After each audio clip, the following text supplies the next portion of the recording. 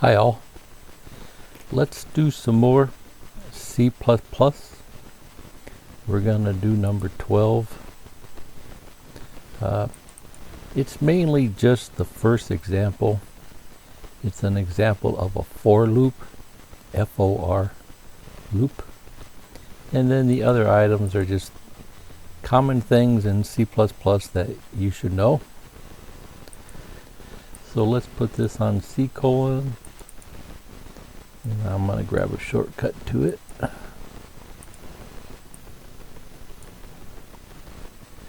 We'll start the DOS prompt, cd to C:,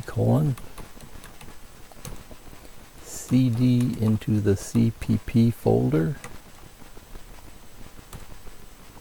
cd into number 12, and then cd into number 1, the for loop. Then we'll run the compiler.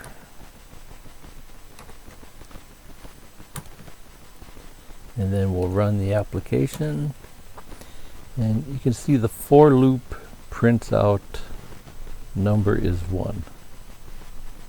And then it repeats itself 2, 3, 4, 5.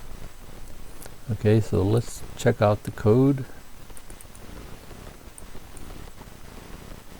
This one might be a little tricky, so follow it the best you can.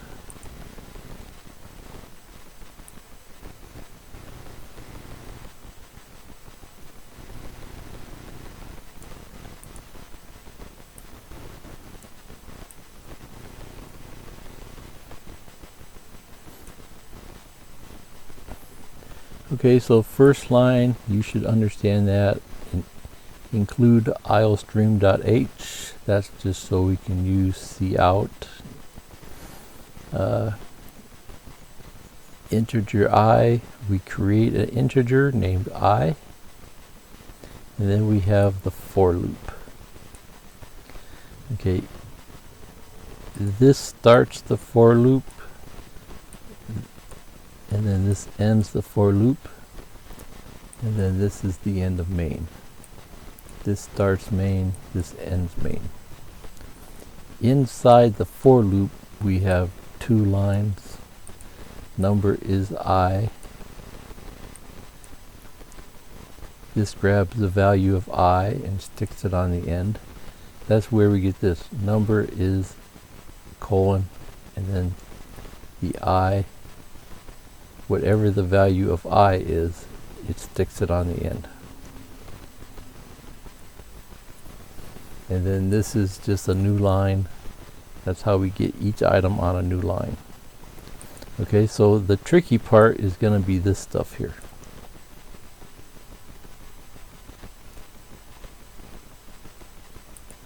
This is broken into 3 sections divided by the semicolon. Here's the first section. Here's the second section. And here's the third. So 1, 2, 3. Okay, first part's easy. Here we have an integer I, and then we set I to 1. And then the second part says if I is less than or equal to 10. Do the for loop. Do what's inside of the loop. So this whole thing is the loop. So it prints out number is, grabs the value of I, which we set it to 1.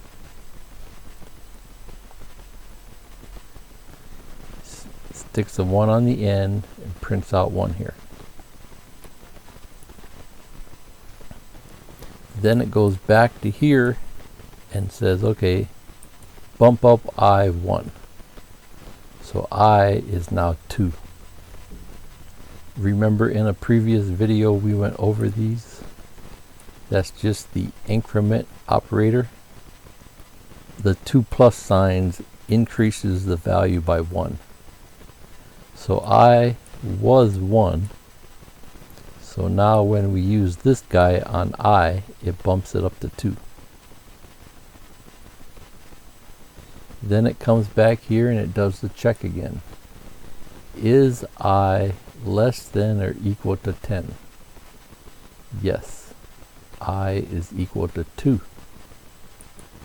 So it does the for loop again. And it prints out these two guys. Number is 2. Then it comes back up here, bumps up I one more, so I is now 3. Then it comes over here and does the check. Is I less than or equal to 10? Yes. I is equal to 3. So it does the for loop again. And it prints out number is 3. Okay, so it keeps doing that all the way down to 10. When this gets bumped up to 10, it says, is I less than or equal to 10?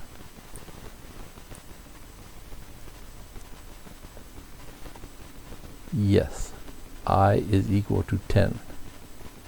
So it prints out number is 10. Then it comes up here and bumps it up to 11. Does the check. It says, is I less than or equal to 10? No, it's now 11. So it jumps out of the for loop and finishes the program. Okay, so just to play around with this, let's take this C out, put it down here. If we save this, then we come back, run the compiler, run the application. Now we get a number is 11. Because when it jumped out of the for loop, it came down here and printed this out. Number is now 11. Okay, so just to run through that again, let's take that out of there. We don't need that. Save it. We'll compile it, and then we'll run it. Okay, so the important part is this line here. Okay, so the for loop is just this guy here. For loop with the parentheses. And then inside the parentheses, there's 3 items. 1, 2, 3. I is common because it stands for increment. That's the number you're going to keep bumping up. And then the check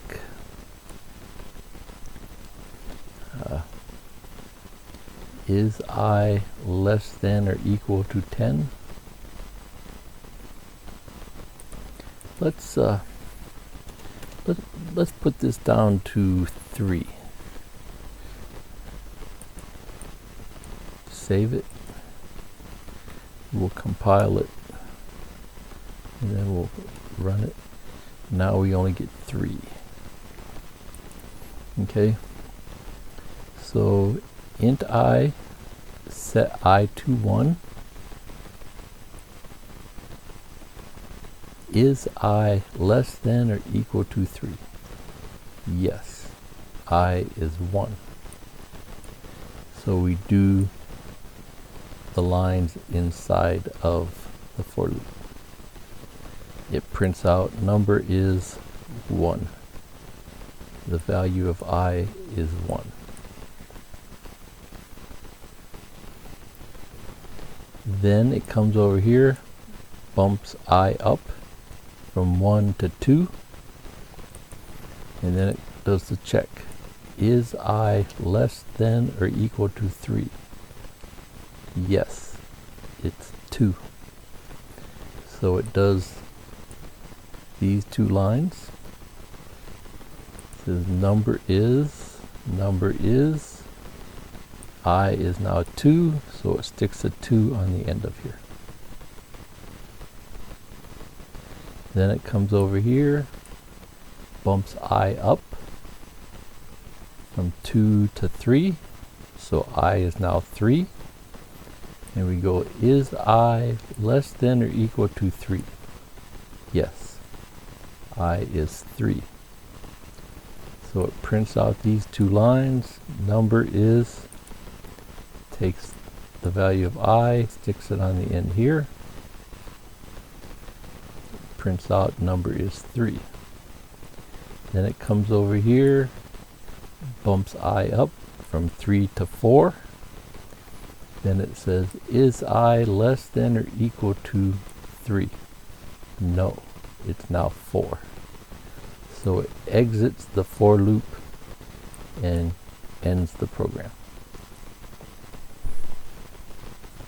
Okay, so that's kind of tricky. You'll see other variations on this, but this would be the main way that you would use it, that you will normally see it.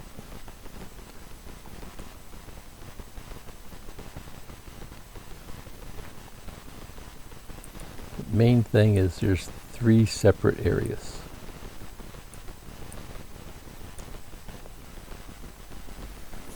Let's go ahead and clear the screen here. Now we'll do number 2.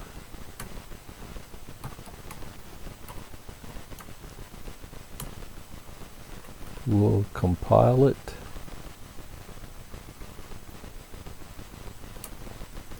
Then we'll run it. And it just prints out A and A.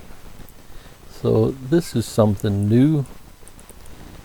We've done strings, sentences and words, and we've done numbers like integers and things like that. This is a character.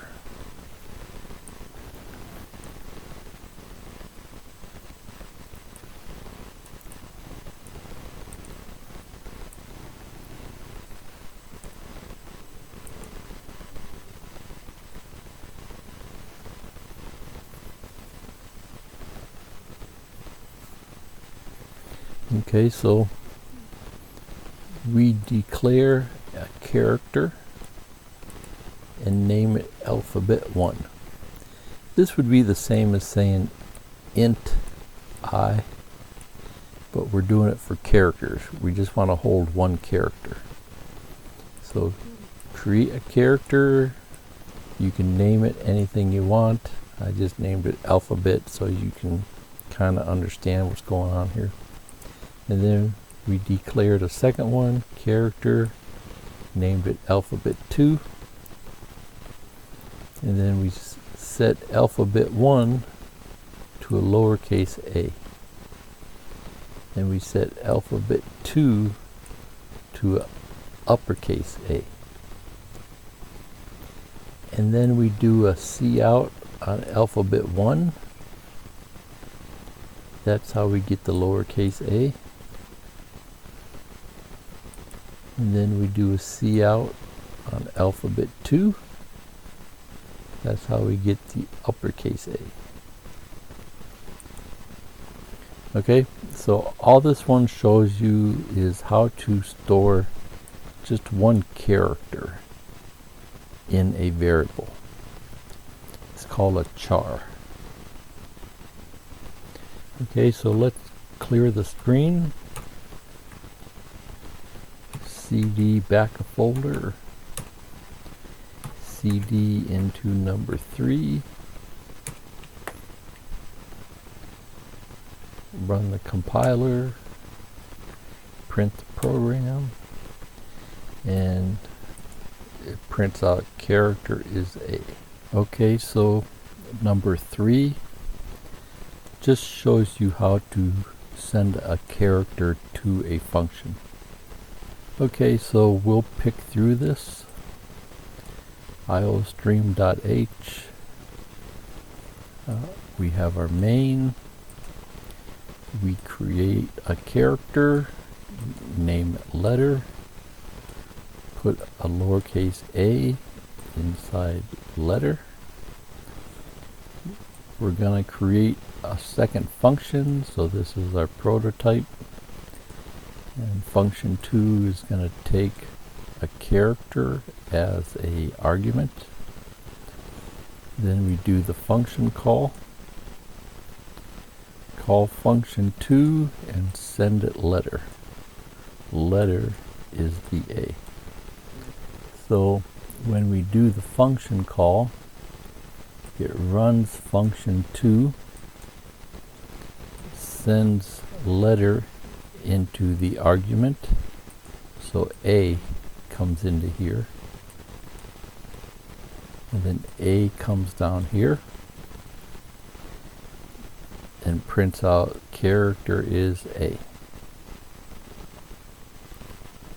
Okay, so simple example to show you how to send a character to a function. Okay, so now we'll do number 4. CD back a folder. CD into number 4.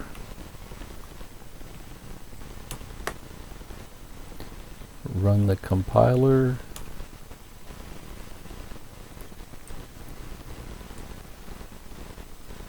And then we'll run the program. And it prints out 1. So let's see what's going on here. This is just a simple example to show you how to use a constant. Here, this should look normal.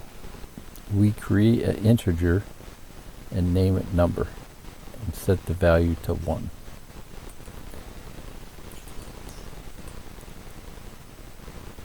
If we put const in front of it, once you set the value to 1, it can't be changed. It's constant. Okay, so you can see this line here is commented out, but we print out number is 1 here. Now if we try to use this line, if we try to change the value of number, we will get an error. So you can see when we run the compiler, we get an error. Cannot modify constant object in function main. Line 7. Let's see here. 1, 2, 3, 4, 5, 6, 7. And it doesn't have to be uppercase, but by convention, when you make something constant, they usually make it uppercase. So you're aware of what's going on, that it's a constant number. Okay? You just, sometimes you don't want a number to change, so you can make it constant.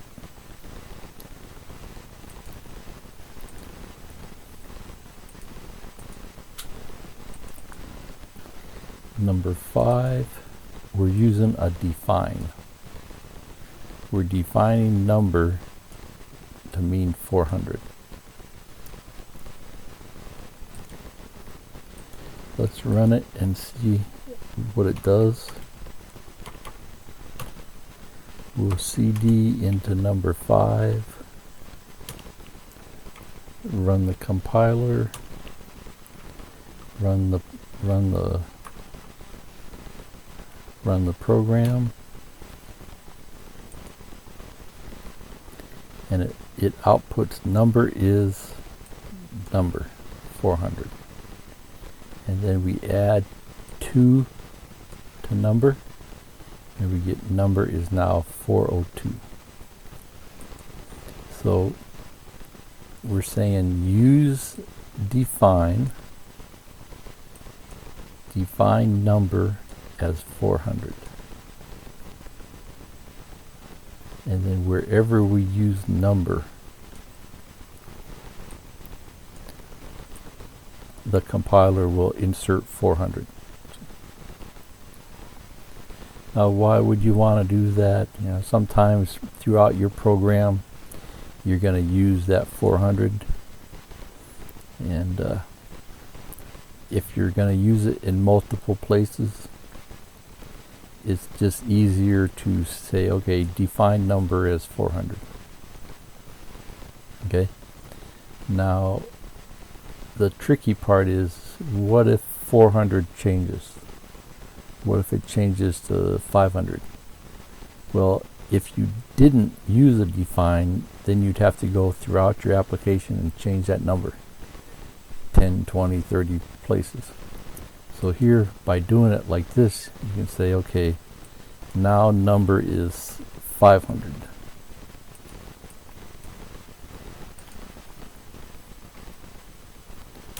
Run the compiler. So now we get 500 and 502.